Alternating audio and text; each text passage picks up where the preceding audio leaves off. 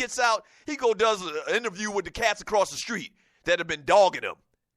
Same thing with T.O. Like, why would you do a show with Skip Bayless when every opportunity Skip has had to throw your ass under the bus, to devalue what you did in the NFL? Why would you go and do an interview with him? And I guess what it is, they have a big platform, and, he's trying to politic to get into the Hall of Fame. That's another thing. I don't know why he would politic to get into the damn Hall of Fame.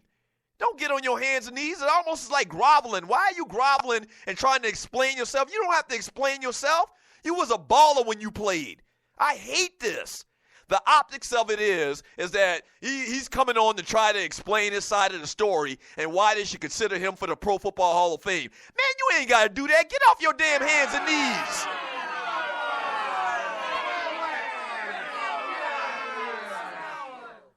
Get off your hands and knees. You're going to be a Hall of Famer. You should have been in the Hall of Fame already. You going and doing an interview with Skip Bayless trying to explain yourself? You ain't got to explain shit. From Wody 504, Richard Sherman told Skip he is a better man than him in all aspects of life. Laugh out loud. Right. I love that. I love how Richard Sherman went on there, man, and just didn't forget. And I don't know why he went on there. Maybe he went on there for the purpose just to go off with Skip Bayless. Like, I hate when these cats know that these media people talk bad about him, talk about him like a dog, and then come on. It's almost like this politics thing. All of these people that said Donald Trump was an idiot after Trump gets elected as president, now they all down with him. Even the Kellyanne Conway. A lot of these cats that are part of Trump's cabinet, talked about him like he was the boogeyman himself. After he became president, then it's cool. I didn't really mean what I said before.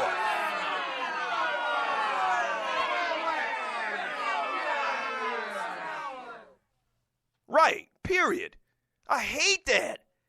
What the hell you up in there smiling and cheesing and dancing trying to get acceptance from Skip Bayless, who at every turn, even when we were on there, at every turn took the opportunity to throw your ass under the bus.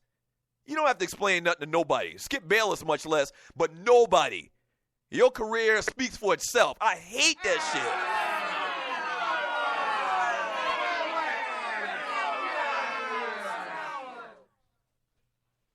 Kelvin Johnson, I want my wide receiver to want the ball. I need my quarterback to manage it, but not in the way T.O. Hall of Famer. McNabb simply is a great player. Right. McNabb was a good player, a very good player. Questionable whether he's a Hall of Famer. If McNabb were to get into the Hall of Fame, I think I've talked about this before, and you're listening to the Doug Stewart Show. If McNabb were to get into the Hall of Fame, I wouldn't be mad. I mean, obviously, I'm rooting for black quarterbacks and their plight, but, I mean, he ain't a better football player at his position than T.O. was a football player at his. Let's put it like that. Right, T.O. is a better football player at the wide receiver position than I would say McNabb was as a quarterback for their careers. That's the best way I can put it. I put T.O. in way before I put Donovan McNabb in. I agree with that. From Finance John E., okay, so what? He threw up on the field and still played well. I played with a guy that threw up before every game and then went out there and balled. Right, talking about the McNabb thing, I'm not even concerned about that. Maybe somebody in the chat room is saying or bringing up that whole thing about McNabb throwing up before the Super Bowl and how his performance was lackluster outside of, getting the ball to Terrell Owens, who had plates in his damn leg. And don't forget, that Super Bowl, they didn't lose. I think they only lost by like a touchdown or less than a touchdown. So it wasn't like, I think we kind of look back at that game and think that they got blown out. They didn't get blown out in that Super Bowl. They didn't. From Finance John E. What up, Finance John E? Once again, looks like a new name in the chat room. Thank you for joining me on the Doug Stewart Show and us, the Stewies, the family. A lot of guys could have played better. Andy could have coached better. It doesn't change the fact that Donovan is the greatest Eagle quarterback of all time and should be in the Hall of Fame. Once again, if Donovan McNabb gets into the Hall of Fame, I wouldn't be mad at it. Donovan McNabb was a very good player. But bottom line, I'd put Terrell Owens' ass in before I put McNabb. Period. From Corporate Brother, yeah, fell. If we would have gotten the Super Bowl, then maybe Hall of Fame, but without, not at all. from Wody 504 Slug. The Hall of Fame has become a big joke. I lost a lot of respect for them over T.O. not getting in. And if Moss not a first ballot, I probably never care anything about any other Hall of Famer after that. You might as well get ready for it, bruh. Randy Moss not getting in first ballot. If Terrell Owens is going 2 years without getting in, Chris Carter went like 5 years, Randy Moss not getting in because clearly to these voters, your personality and how much ass you kick matters. It does, clearly, which is that bullshit I'm talking about.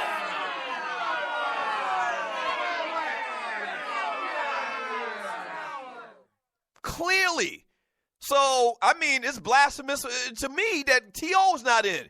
It's really going to be blasphemous when Moss don't get in first ballot, period. But you can tell based on what this Bill Polian cat said and what just kind of like the way the wind is blowing that he's not going to get in, which is ridiculous.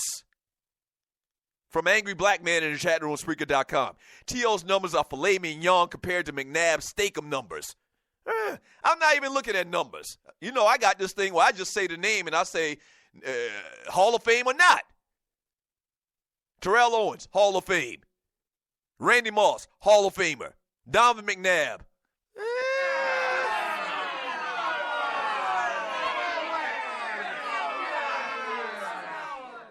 McNabb to me is more in the category of Hall of very, very good. Not just Hall of good, Hall of very, very good. Hall of Fame, not so much. I'm consistent with this, man. From Angry Black Man again, Moss has worked for the Puppet Factory, so his chances of going first ballot are possible now.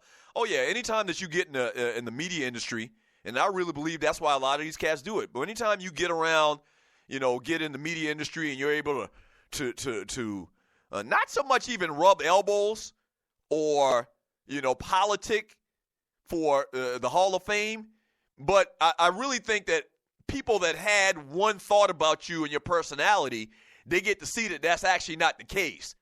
That you being this quote-unquote asshole was because that was your on-field persona because you wanted to win.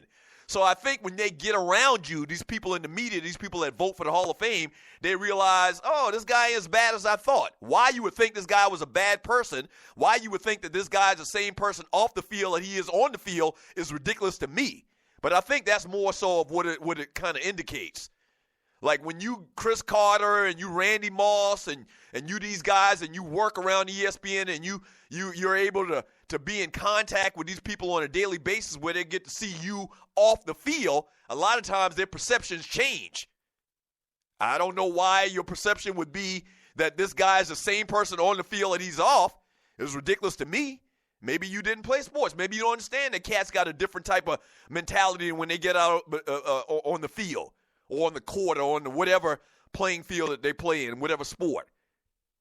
And you got to keep it to the sport, man. You got to keep it to the field. You can't be talking about somebody's personality and did he come and hang out with me and did he come and have drinks with us after work or whatever and all of that bullshit, man. Forget that. Randy Moss, best receiver I ever seen in my life. He should be in the damn Hall of Fame first ballot. But they're going to keep his ass out. You watch. They're going to keep his ass out. From Polo Negro, if McNabb is a Hall of Famer, then so is Matt Ryan. Exactly. Very good point. Would I say Matt Ryan's a Hall of Famer right now? No, I don't think so. Probably not. Probably not. I wouldn't say Matt Ryan's a Hall of Famer right now, but if you look at his numbers and what he's done and taking the Falcons to the Super Bowl and winning the MVP this past year and all of that stuff, there's going to be a lot of people that's going to make that argument. Just like McNabb, Hall of very good a lot of times. Matt Ryan's been in the Hall of very bad for a lot of years, truth be told.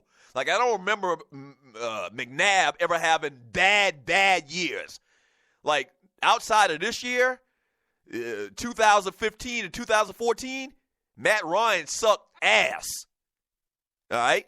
He has been struggling. This year turned it around.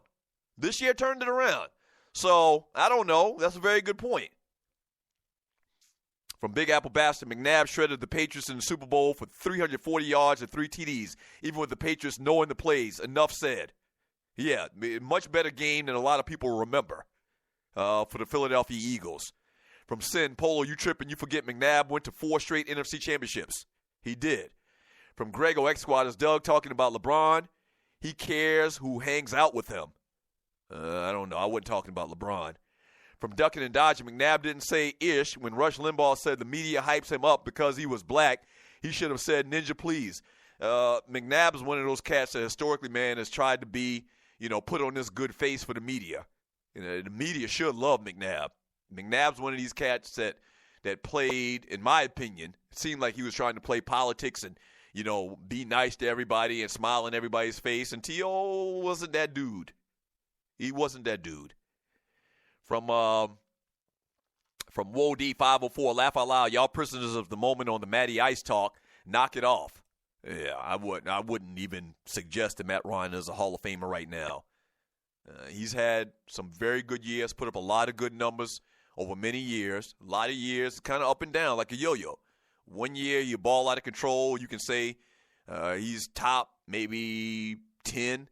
And some years, man, like the past couple outside of this year, man, you'd put him like at the bottom, top of the third tier, like maybe 20 or 21, 22 or something like that. Up and down. Up and down.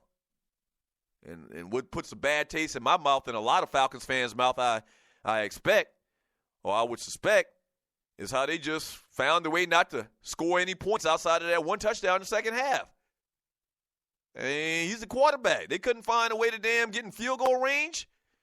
They were, and he took a damn sack. Should have threw the ball in the damn dirt.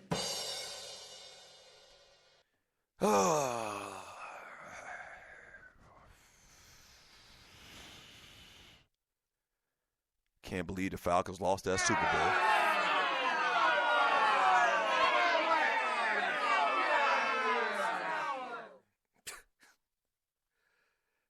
This happened yesterday. 28-3.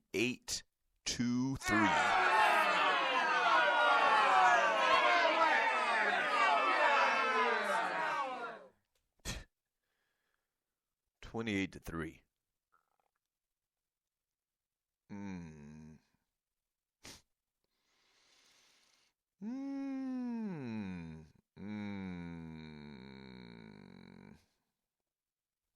$28-3.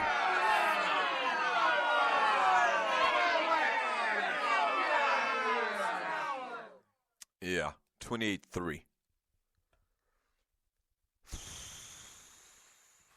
Oh, man, 2 days in a row the show ended up, we were talking about the freaking Falcons losing that Super Bowl. We were going so good. We were doing so well. We were doing great. Brought up Matt Ryan and the Falcons.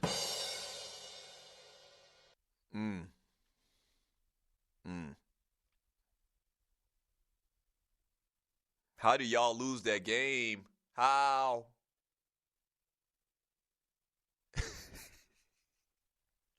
How do you lose that fucking game?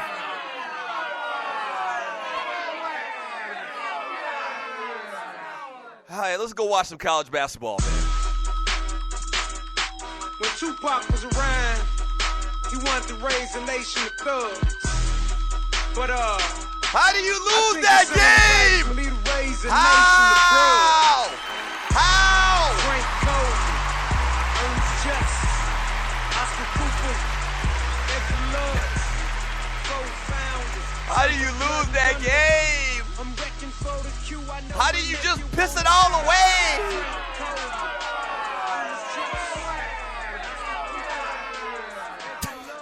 Wow. I'm sorry, man. I've done this 2 days in a row. We were doing good for the last month.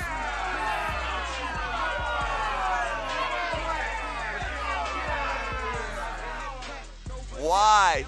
How? How do you lose that game? How? Damn, damn, damn!